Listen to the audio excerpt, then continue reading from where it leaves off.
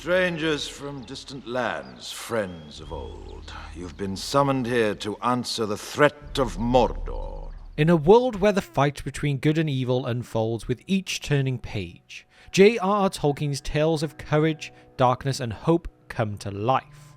Middle-earth, a land of vast landscapes and deep histories, is where our story unfolds. Today let's dive into an intriguing aspect of Tolkien's universe, the clever schemes of Sauron against the sturdy dreams of the dwarves, especially their deep desire to reclaim Moria, their ancestral home. Build me a home worthy of Mordor.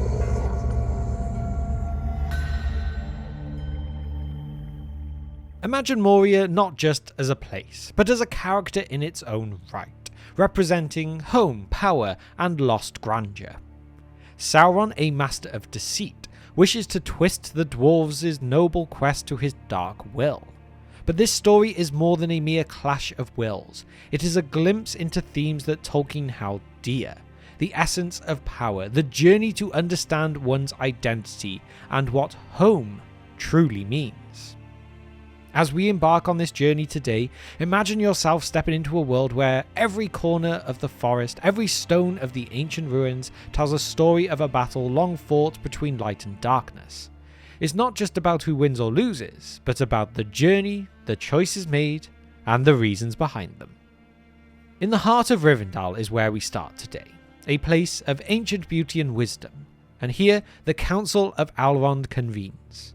Representatives from all corners of Middle-earth have gathered, drawn together by the shadow of a growing threat.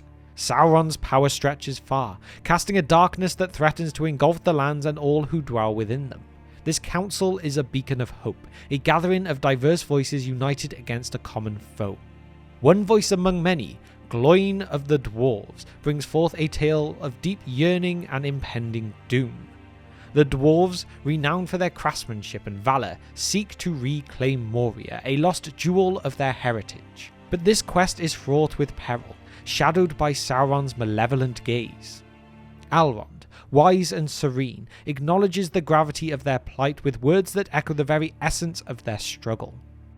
There is naught that you can do other than to resist, with hope or without it, but you do not stand alone. This solemn warning from Elrond, nestled within the Council's deliberations, serves as a reminder of the unity and resilience required in the face of encroaching darkness. It is here, in this moment of shared purpose, that the foundation of our narrative is truly laid. The contrasting forces of Sauron's ambition against the collective spirit of Middle-earth's defenders weave a tapestry rich with themes of resistance, identity, and the search for belonging. Nearly half a century after the dwarves of Erebor triumphed in the Battle of the Five Armies, a new chapter in their saga unfolds. Balin, driven by a deep-seated dream, leads a daring expedition to reclaim Moria, the lost city of their ancestors known as Khazad-dûm. This isn't merely a mission to reclaim a place, it is a quest to restore the soul of a people.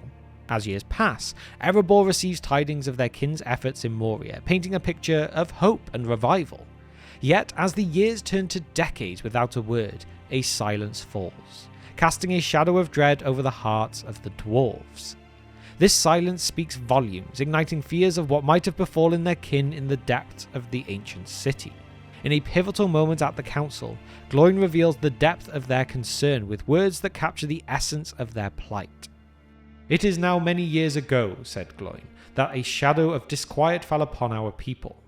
Some spoke of Moria, and they declared that now, at last, we had the power and numbers to return." This reflection by Gloin at the Council of Elrond lays bare the dwarves' collective yearning, a yearning not just for the riches or the grand halls of Moria, but for reclaiming a piece of their identity long lost. The decision to embark on this perilous journey is fueled by more than the desire for glory. It is driven by a need to reconnect with their storied past, to stand in the halls of their forebears and feel the weight of history in the air. Moria, or Khazad-dûm, in the heart of the dwarves, is akin to the sacred sites of our world, places imbued with spiritual significance, embodying the essence of a culture's identity and history.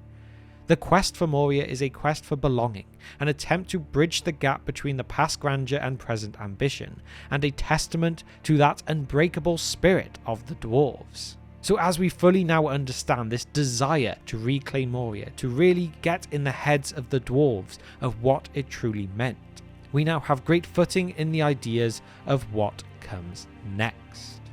As the narrative unfolds, we find ourselves at a pivotal moment in the tale of Middle-earth, where the ambitions of the dwarves and the evil of Sauron collide. Gloin's account at the Council of Elrond sheds light on a darker chapter, revealing Sauron's cunning attempts to ensnare the dwarves in his web of deceit. This is not merely a story of temptation, it is like a saga of identity, legacy, and the perilous dance between desire and doom. The dwarves' longing for Moria becomes the focal point of Sauron's plot here, as he has sent a mysterious figure, a messenger from the shadows, to approach Dain Ironfoot with an offer cloaked in the guise of friendship, but laced with veiled threats. A messenger came to Dain, but not from Moria, from Mordor. Rings he would give for it, such as he gave of old. The realm of Moria shall be yours forever. Find only news of the thief, whether he still lives and where, and you shall have great reward and lasting friendship from the Lord. Refuse, and things will not seem so well. In this moment, the narrative deepens, presenting a multifaceted dilemma. Sauron's proposition is a masterful stroke of manipulation, seeking to use the dwarves' deepest yearning as leverage for his own ends. The offer plays on themes of restitution and reunion with their ancestral home, yet it carries an undercurrent of division and betrayal, aiming to pit the dwarves against one another and against the wider world.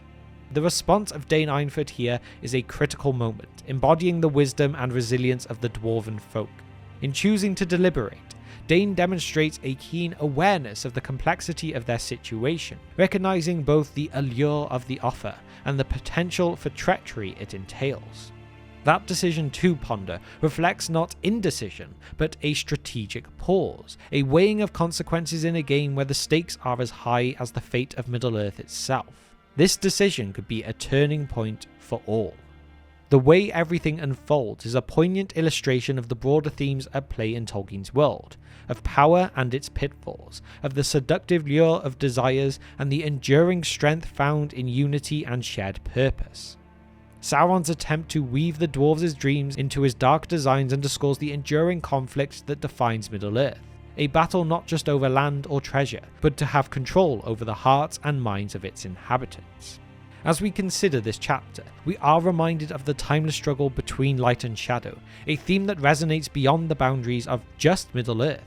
The dwarves, their plight, it was all caught between their noble aspirations and the nefarious schemes of Sauron, and how this mirrors our own battles with temptation, reminding us that the truest tests often lie not in the choices offered to us, but in the reasons behind our decisions. As the council continues, the tale takes us deeper into the heart of darkness that besets Moria and the complex web of alliances and enmities that define Middle-earth. The fate of Moria, once a beacon of dwarven might, now stands as a poignant symbol of loss, legacy, and the ceaseless battle against the encroaching shadows of Sauron's malice. The mysterious envoy's offer to Dain Ironfoot, laden with promises and threats, is a gambit that speaks to the very core of Sauron's strategy. It's a manipulation designed to exploit the dwarves' deepest desires, not merely for wealth or dominion, but for the restoration of their heritage and the reclamation of Moria as the heart of their civilization. The identity of this shadowy messenger sparks a myriad of questions too, fueling speculation and lore among those who delve into the annals of Middle-earth. Was it, perhaps, the mouth of Sauron who went all that way, a being of cunning and cruelty? Or perhaps instead, one of the Nazgul, those most faithful servants of the Dark Lord, cloaked in mystery and terror?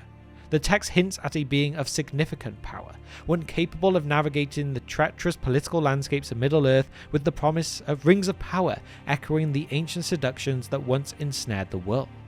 But it is also safe to say that many things about Sauron's strategy and his army are still filled with mysteries. Perhaps this being is in fact someone else entirely, still someone with power, but not someone that we know by name. As a servant of such evil, Sauron was bound to have countless servants of darkness, and perhaps this figure was just one of these. We may never truly know. But regardless, Dain stood strong, and the response to this dark proposition is met with a mix of dread and defiance. The dwarves, led by Dain's cautious wisdom, now really find themselves at a crossroads, reflecting the broader dilemma faced by all three peoples of Middle-earth. Do they succumb to Sauron's lure that would mean not only the betrayal of their allies, but the surrender of their very souls to the darkness that they have fought against for so long, but in return be given what they yearn so badly? So there we have it. Within the story of the Dwarves of Moria, entwined with Sauron's dark ambitions, we find a narrative rich with the themes of Tolkien's Middle-earth. It is a tale that transcends the mere conflict between good and evil, delving into the deeper struggles for identity, belonging, and the light of hope in darkness. The encounter with the mysterious figure at Erebor highlights a critical moment of choice, embodying the dangers of power and the valor of principled resistance. This episode, while showcasing the dwarves' refusal to comprise their values for the lure of regained glory, serves as a poignant reminder of the ongoing battle against the shadow. As we reflect upon this story, it emerges as a microcosm of the larger battles across Middle-earth. You may not consider one little offer as that important, but it really shows the unity between the three peoples, the wish to preserve their heritage, and the courage to face daunting challenges. In its glory and downfall, Moria symbolizes the perpetual hope for renewal amidst ruin, resonating with the universal quest for a place of significance in a tumultuous world. In essence, the tale of the Dwarves of Moria is a testament to the resilience of spirit against the forces of darkness, underscoring the belief that even in the gravest moments, with the most tempting offer, the flame of hope and unity flickers eternal. And I would also like to take a moment at the end of this video today to give you a quick update on The Guard, the short film that we are creating. Everything is going amazing. We have just shot block 2, and the rest of it should hopefully be shot soon too. As always, it is all the money from our Patreon that is funding this. In essence, it is a no budget production if you consider the large scale of film, but every pound that you give is a massive help to create an incredible story. I'm putting a couple of shots on screen now and some behind the scenes clips to kind of give you an idea of what's going on. So if you would like to help support it a little bit more to help push us over the line, then please check out our Patreon. Every little bit really helps. And with that, now it is time for my question of the day, which is, who do you think it was that approached Dain Ironfoot? The Mouth of Sauron, a Nazgul, or someone else entirely? I would love to hear all your thoughts and theories on this in the comment section down below. And now it is time to give a massive thank you to our patrons who continue to support the channel. You are all amazing. And if you have reached the very end of this video with me today and you haven't subscribed to the channel, please consider doing so. It would massively help us out. And why not drop a like on the video as well? And with that, all I can say is, thank you for spending just some of your time with me today, and I will see you next time on The Broken Sword.